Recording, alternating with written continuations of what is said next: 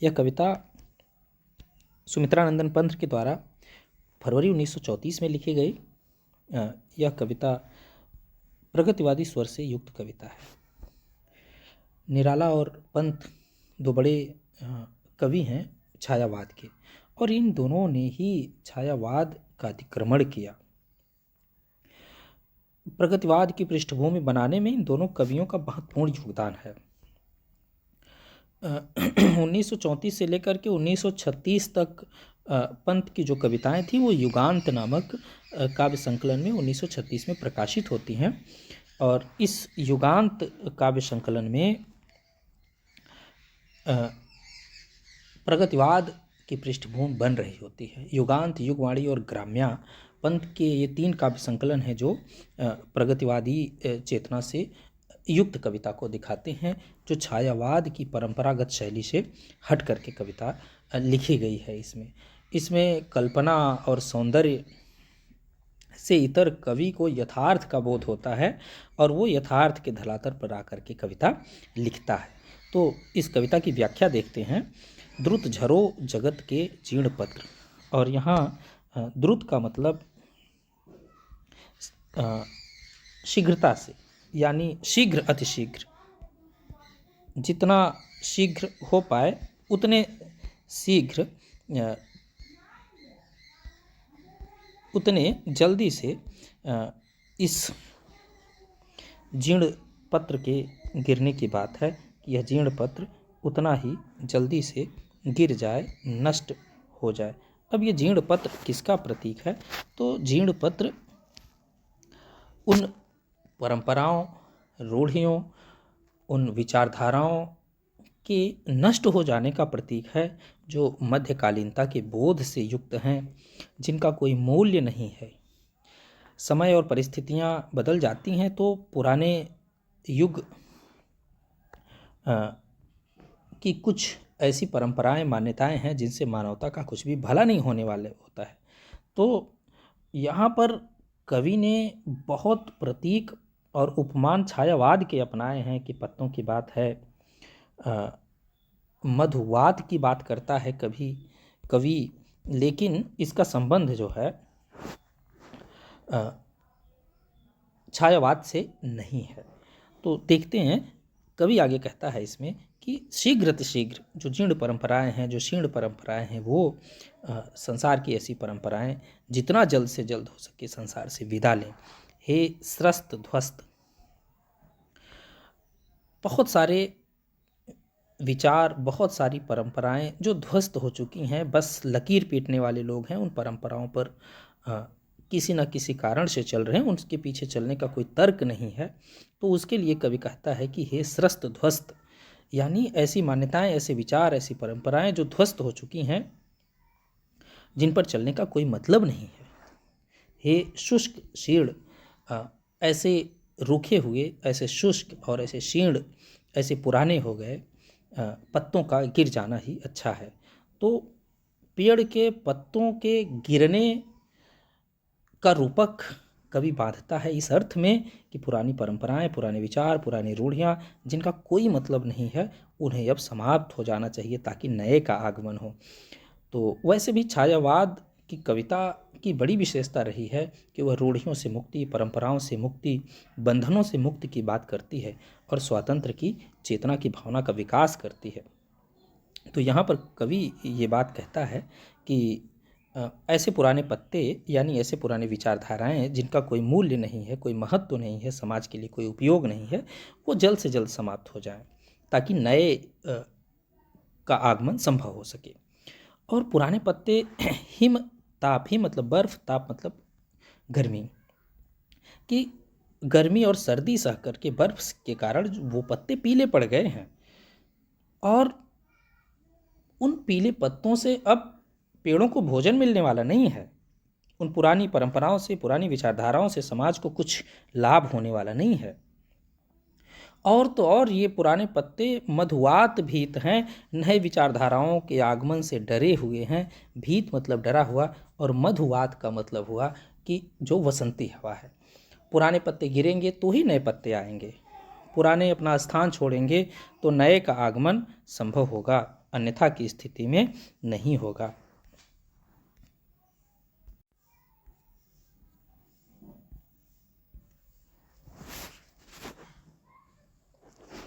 तुम वीतराग जड़ पुराचीन। कहते हैं कि जो पुराने विचार हैं, पुरानी परंपराएं हैं, पुराने मूल्य हैं, अब वो वीतराग हो गए हैं।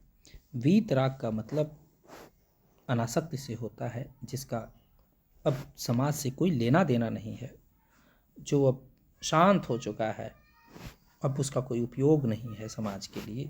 इस संदर्भ में वीतराग का प्रयोग कवि करता है कि अब आप वीतराग हो गए हैं, जड़ हो गए हैं, कोई गतिशीलता नहीं बची है, अब कोई अर्थ नहीं बचा है। पुराचीन, प्राचीन का विलोम अर्वाचीन, और यहाँ प्राचीन के संदर्भ में ही पुराचीन शब्द का प्रयोग किया गया कि अब पुरातन से पुरातन ऐसे विचार जो अब जड़ हो गए हैं, उनके झरने का समय आ गया है, टूटने का समय आ गया है, नष्ट होने का समय आ गया है।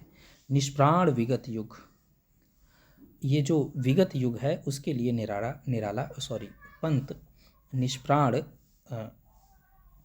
विशेषण का प्रयोग करते हैं कि ये पुराना जो युग है, बीता हुआ युग है, अब वो निष्प्राण हो चला है, उसमें कोई प्राण नहीं है। तो नए युग में उन प्राचीन परंपराओं को क्या स्थान देना।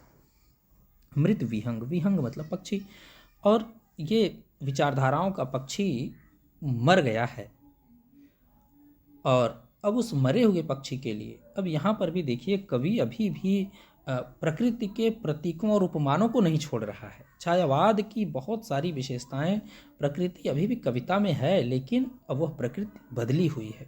मृत विहंग की बात कर रहा है कि अब वो विहंग मर गया है। अब विहंग उस विचारधारा, उस मूल्य का प्रतीक है, उस परंपरा का प्रतीक है जो अर्थहीन है, समाप्त होने योग्य है। जग नीड़, संसार रूपी घोंसला जो है, अभी उसका पुरानी विचारधारा का जो संसार रूपी घोंसला है, नीड़ है, वो अभी बचा हुआ है। शब्द और श्वासहीन, अब उसके पास शब्द भी नहीं है, यानी वाणी नहीं है, बोल नहीं पा रहा है, और वो श्वासहीन है।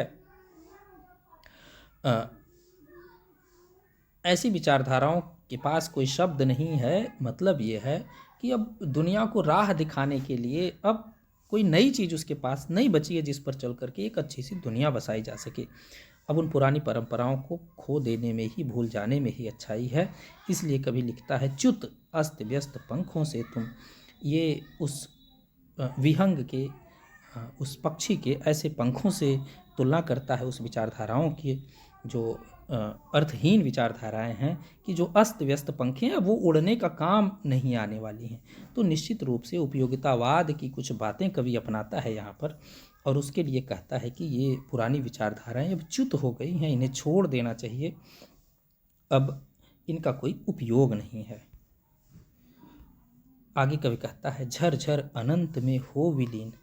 ये अनंत शब्द का प्रयोग इसलिए करता है कि ऐसी विचारधाराएं कहाँ पर जाएं, अनंत में जाएं, ऐसी जगह विलीन हो जहाँ पर इनका कोई अर्थ ही न रह जाए, स्वयं अपने को समाप्त कर दें। झरझर यानी ऐसे पत्ते गिर जाएं, विचारधाराओं के ये पत्र झर जाएं और अनंत में विलीन हो जाएं। अनंत में विलीन होने का मतलब कि जहाँ से उत्पन्न हुए थे ठीक उसी तरह से ये समाप्त हो जाएं। कंकाल जाल जग में फैले, फिर नवल रुधिर पल्लव लाली। अब यहाँ कवि कंकाल जाल कह करके और दूसरी पंक्ति के अंत में पल्लव लाली कह करके दो बातें कर जाता है। अब कंकाल जाल, अगर पेड़ों से सारे पत्ते गिर गए तो केवल कंकाल बचा है, और नवल रुधिर की अगर बात की जाए तो इसका मतलब कि मनुष्यों के कंकाल में नए खून की बात कर रहा है। तो कंकाल जाल का मतलब यहाँ कविता में इसलिए आया कि कवि कह रहा है कि अब संसार में अगर पुराने विचार खत्म हो जाएंगे तो केवल ढांचा मात्र ही बचा रहेगा, और इस पुराने ढांचे पर नए विचार, नए पल्लव, नए कोपलें आने का समय है, ताकि फिर से लाली फूटे और फिर से हरियाली आए और एक नई दुनिया बस पाए।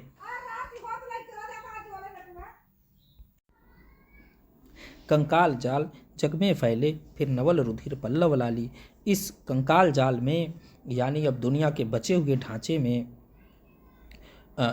नए खून की ज़रूरत है, नए युवकों की ज़रूरत है, नए विचारों की ज़रूरत है। और इस पुराने पड़े हुए वृक्षों के टूटने के बाद इनमें नए पेड़ों के आने का और उनमें नई कोपलें फूटने का समय है। इसलिए पुराने चीज़ों के खत्म होने की कामना कवि कर रहा है। प्राणों की मरमर से मुखरित वृक्षों के पत्तों पे जो सरसराहट होती है, आपस में टकराहट होती है, उसके लिए मरमर शब्द का प्रयोग कवि करता है। तो प्राणों की मरमर से मुखरित जीवन की मालसल हरियाली, कवि कहता है कि ये प्राण कुछ इस तरह से आए, नए युग के प्राण, नए युग के विचार कुछ इस तरह से मुखरित हों लोगों के बीच, समाज के बीच, कि जीवन में फिर से हरियाली आए और ये हरियाली मांसल हो। मांसल कहने का मतलब जब भी कभी हाड़ मांस का प्रयोग करता है तो वो कल्पना की दुनिया से उतर करके मनुष्यों की दुनिया में प्रवेश करता है और मनुष्य की बात करता है। तो कंकाल पर मांस चढ़ने की बात कर रहा है, यानी पुराने ढांचे पर, जो मनुष्यता का पुराना ढांचा था, उस पर नई आहट, नए विचारों के आने की बात कवि कर रहा है। मंजरित विश्व में यौवन के जग का पिक मत वाली, निज अमर प्रणय स्वर मदिरा से भर दे फिर नवयुग की प्याली। जीवन की मांसल हरियाली के बाद, जीव की मांसल हरियाली के बाद कवि कहता है मंजरित विश्व, यानी जो नई दुनिया बन रही है, पुराना विचार चला गया है, जा रहा है, तो जो नई दुनिया आएगी वह मंजरित है। अभी अभी उसमें पुष्प आए हैं और वह युवावस्था में है। तो मंजरित विश्व में यौवन के, ऐसे युवा विश्व में, यौवन से युक्त ऐसे संसार में, युग में क्या हो कि जग का पिक, जो कोयल, जो संसार की कोयल सोई हुई है, यहाँ कोयल वाणी देने का प्रतीक है। यानी जो नए विचार आए उन्हें जन जन तक पहुँचाने की बात है। मतवाली कोयल क्या करे, जग जाए, यानी अगर अभी तक सो रही होगी, पुराने पड़े विचारधाराओं के लिए कोयल नहीं कूज रही होगी, कोई उसका प्रचार प्रसार नहीं कर रहा होगा, या अब अर्थ ही नहीं है, तो नया युग आ गया है, फिर से बगीचा हरा हो गया है। फिर से मतवाली कोयल को चाहिए कि अपने अमर प्रणय स्वर से, प्रणय स्वर मतलब अपने प्रेम की राग से, जो ऐसा प्रेम का राग जो अमर है, जो मदिरा से युक्त है, और इस मदिरा से युक्त प्रेम राग को नए युग की प्याली भर देने की बात कवि करता है कि अपने इस प्रलय स्वर से, प्रेम के राग से नए युग का जो ये प्याला भी खाली है, इसको उस मदिरा से भर दिया जाए।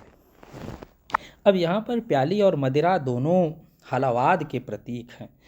ठीक इसी समय के आसपास हरिवंश राय बच्चन प्याली और मदिरा और शाकी का प्रतीक लेकर के एक अलग तरह की कविता लिख रहे होते हैं, और कवि भी, पंत भी ऐसे प्रतीकों को उठाते हैं और कहते हैं कि ये नए युग की प्याली है, अभी खाली है, अभी इसमें मस्ती, मादकता, नए विचार, नया उत्साह, जिस पर चल करके एक नई दुनिया बनाई जा सके, वो भरने की